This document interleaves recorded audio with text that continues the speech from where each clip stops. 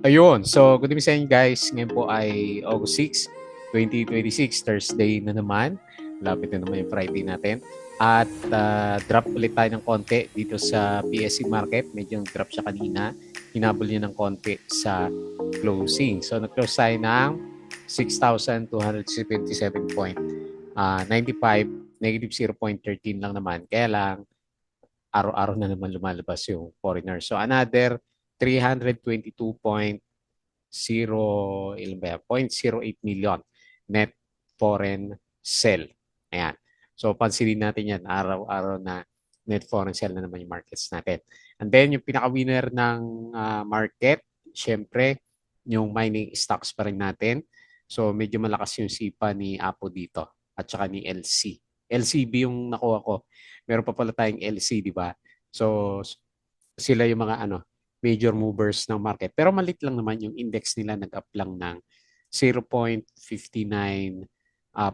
The rest, medyo mahina talaga yung galawan. So expected, sabi natin, tag-ulan at saka ghost month during this time po. Okay? So sa global markets, yung futures ng US medyo mix, pero all-time high sila na naman, di ba?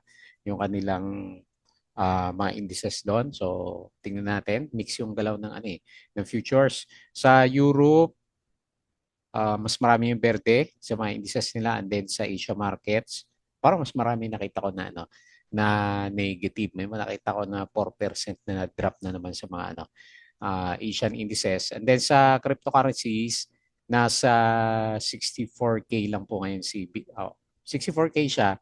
Okay siya si Bitcoin, pero yung iba nagde-drop yung ibang cryptocurrencies natin. Okay? So, balik ulit tayo dito. Si Apo yung nanguna sa listahan to the moon. So, ang taas na nito. Parang tori na yung galaw niya. So, nag-up siya ng 8.44%. Meron po siyang 159K net foreign sell. So, konti lang naman yung foreigners dito. Kailang pinupush yung yung mga galawan ng mga mining stocks po natin. Okay? Tapos si LCB or LC, pares naman sila umakyat 5.58%, 171K net foreign buy yung galaw natin. Tapos si RAC, di ba ilang araw na si RAC. So up ulit siya, bumawi siya ngayon 4.9%. Meron siyang 195K net foreign buy. Certec, diretso pa rin, 3.64%, 400K net foreign sale. Plus, nakita ulit natin dito, kailan malit lang din eh. Di ba, sabi niya maganda yung earnings niya. So, 3.26%, 1.19 million net foreign buy. And then CHP, gumagalaw 2.91%, meron siyang 54K net foreign sell. Okay? So, yun po yung pag-usapan natin. Disclaimer pa rin sa mga bago sa channel natin, as usual, yung review is for education purposes lang po yan. So, huwag mong gagamitin ito as a reason para mag-buy, sell, or hold ng stocks. May risk na involved.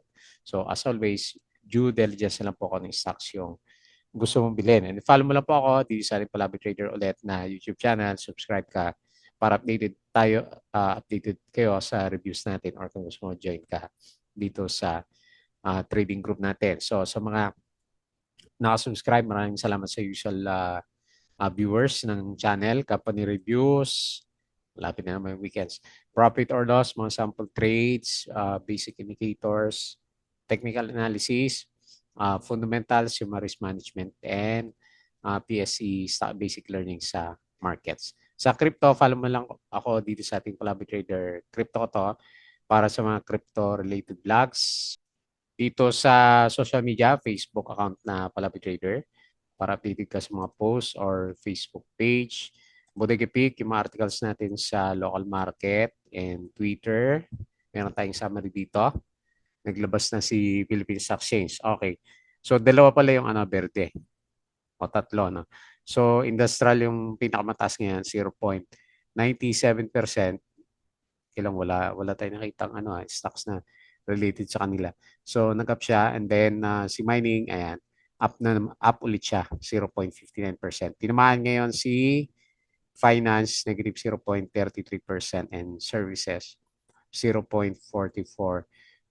So, sino na naman kaya tong net foreign sale na to? Hindi kay si ICT yan. Okay, pero kahapon net foreign sale na naman tayo, di ba? So, watch out na lang ulit. Sabi ko nga, ghost month pa rin naman, August. Okay, so iba news, Cebu, ang daming earnings na lumabas kanina.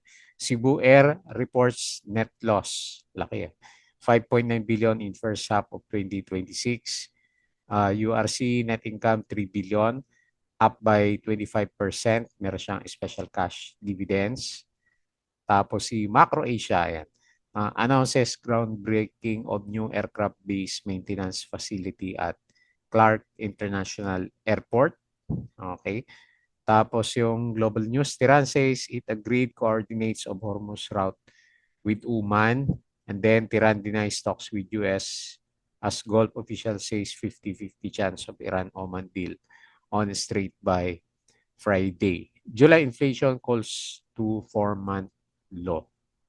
Okay? So, hindi pa rin malinaw yung yung sa US, Iran na naman. Share buyback si AGI, Century, CNPF, post net income of 4.1 billion. Laki na. Up by 6%. CPG, baka ito bukas. Hindi ko nakitang, gumalaw naman si CPG. Pero bagong labas lang yata itong news na to.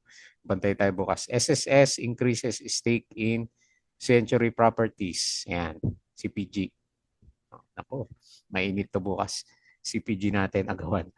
Megawide completes structural framework of first Avesta Residences. SEC outlines second quarter power and cool results. SSS ups block in CPG to 9.9%.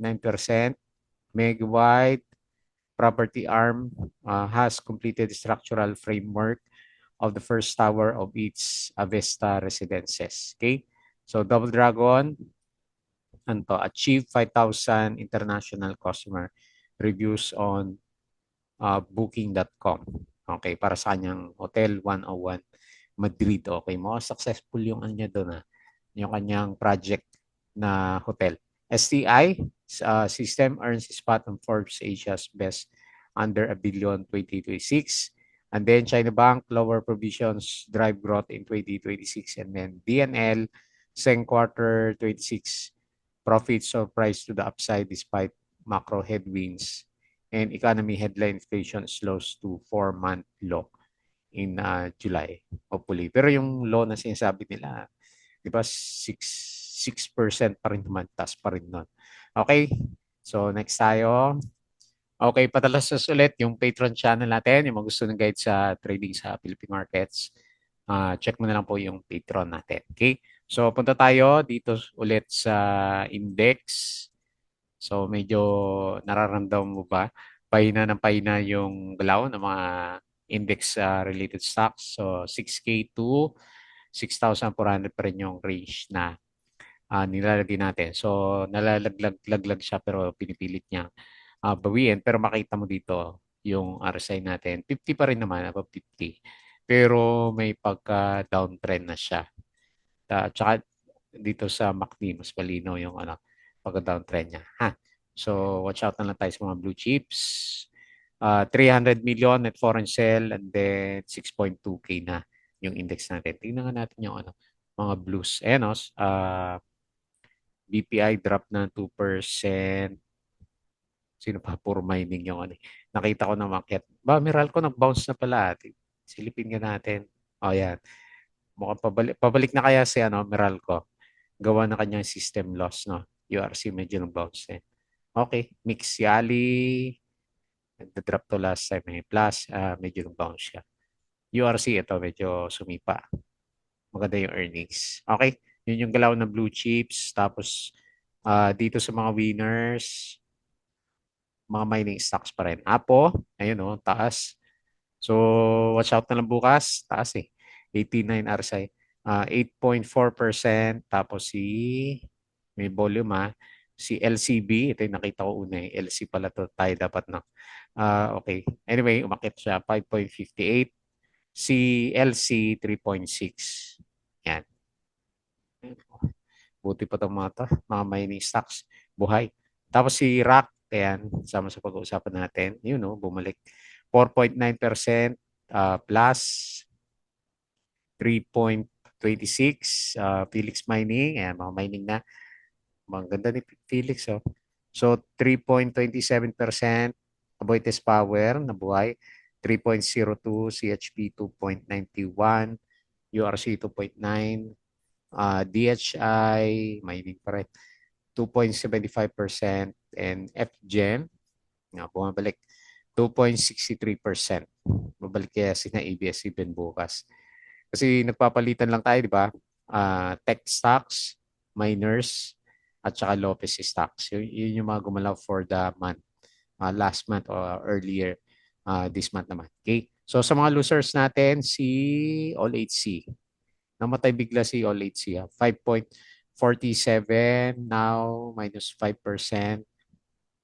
Lalim din now. Minus 5. Tapos si SPNEC. Na-deads yung ano natin, momentum. Minus 3.7. Tapos si Bloom. Minus 2.94. And then si BPI minus 2.32%. Nag-drop pa lang ngayon si BPI. APX, medyo pullback negative 1.97%. Okay? So yun po yung mga main movers dito sa market. Silip tayo dito sa global. Okay. So kahapon, mix pala yung galawan kahapon. Ayan. Tapos ngayon, yung futures mix ulit. S&P plus 0.15.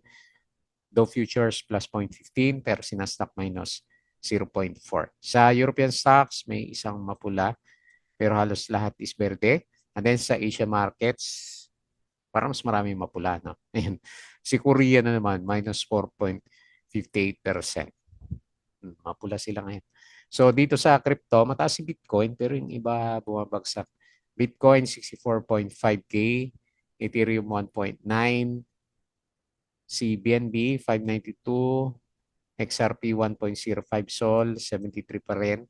Tapos si Dodge, mababa pa rin, 0.07. Okay? So balik tayo dito sa index and quick review ulit sa trending stocks. Okay, so unahin po natin si Apo. Pang ilang araw ng galaw ni Apo to. Hindi pa ba to tutumba? Diretso, oh. Lakas siya, no? Wala naman tayong balita kay Apo natin. Okay, so based dito sa kaliwa, puro breakout na. Yung mga previous na resistance. Okay, tingnan natin kung abot pa siya dito sa malapit sa 2 pesos. Mataas ba? Anyway, parabolic kasi yung galaw niya. So, ang pinaka-support is MA9. Pero kung graph, pwede ba natin i-adjust? Ito kasi yung pinaka-peak niya eh. Okay, sige. Pag masyadong mataas, baba natin siya. And then, pinaka-support natin, malapit lang sa price action. Okay. So, watch out na lang kasi malakas pala yung ano na ito. Malakas yung volatility. Okay. So, yan na lang muna. Pinaka-support line, 1.4 and then 1.8 na yan. Paka-attach niya muna yung I-touch niya yung 2 pesos, no? Baka mag-pullback si Apo. So, very good. Malakas yung sipa. Grabe yung RSI. 89. So, diretso yung RSI level natin nasa bandang 89 na siya. Okay din yung galaw ng MACD. Parabolic na rin yung MACD. Kaso buhay kasi nga may volume tayo dito kay Apo. Okay? So congrats kung malakas yung loob mo kahapon. Nag-close siya 1.67, up siya ng 8.44% and 159K net foreign buy. Okay? Next, LCB. Mining stocks ulit. So maganda rin yung galaw pala nito si LCB. Hindi lang si LC. Ayan. So anyway, halos mirror image naman niya. So tignan natin kung lalapas tayo dito sa may gap kasi hopefully makalampas bukas lalo na Friday dito sa may gap area natin. Tapos breakout tayo dito, no? Malapit na yung support niya. Sige, dito sa may gap sa baba. So 0.21. Kaya lang watch out nga lang. Kagaya din ni Apo, overbought na rin yung stocks natin. Tsaka tigwa, ito lang, medyo baba lang yung volume niya. Kasi tigwa 1 million lang to eh. 1 million per day na galawan. Okay? So overbought. Watch out na lang sa mga may hawak. And hopefully mabot tayo sa 0.24. Okay? So nag-close siya 0.227, 5.58% and 171K net foreign buy. Parabolic yung yung MACD. Next, ROC.